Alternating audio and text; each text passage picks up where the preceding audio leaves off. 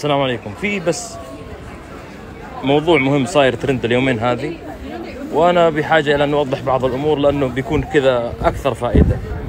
في حمله اطلقها مجموعه من الشباب ما اعرفهم وليس لي اي علاقه فيهم، عن سعوده الوظائف وعن الوظائف وعن العاطلين في المملكه العربيه السعوديه. شباب عاديين، مواطنين عاديين، ما اعرف اي احد منهم ولم اخطط لاي شيء من هذا. الان الوطنجيه عشان يشيطنون هذه الحمله يقولون ان من اطلق الحمله عمر عبد العزيز، من اطلق الحمله اشخاص من المعارضه، من اطلق الحمله اشخاص كذا وكذا، من اجل ان يثبطوا ويعطلوا حراكهم.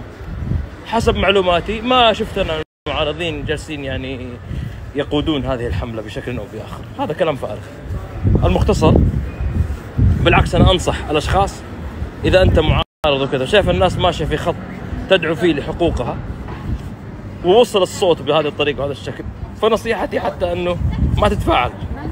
ان قدرت تدعم بطريقه غير مباشره اهلا وسهلا، ما قدرت تدعم خليها تمشي بشكل طبيعي بطريقه طبيعيه حتى لا يتوقع هؤلاء انه كل شيء يتم خلال عمل المعارضه او غيره او غيره. بس لا اكثر لا اقل، يعني هذه الفكره. انا اتمنى لهم التوفيق، وبالعكس يعني حملات العاطلين لطالما كنا دائما ندعوها وندعمها، ندعو لها ونحاول ان ننشرها بما نستطيع، لكن هذه الحمله ما لنا علاقه فيها يعني.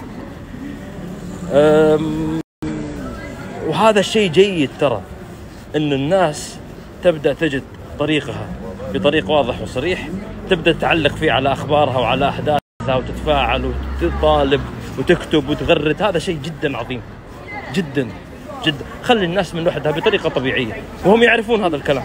بس يعني الكلام اللي كتبوه هذول لا قيمه له، ولن يغير اي شيء، ولن يغير من حقيقه وجود هذه الازمه الموجوده في البلاد، اللي هم جالسين يقولون انها وصلت الى ارقام قياسيه، اقل رقم في تاريخ البطاله في السعوديه.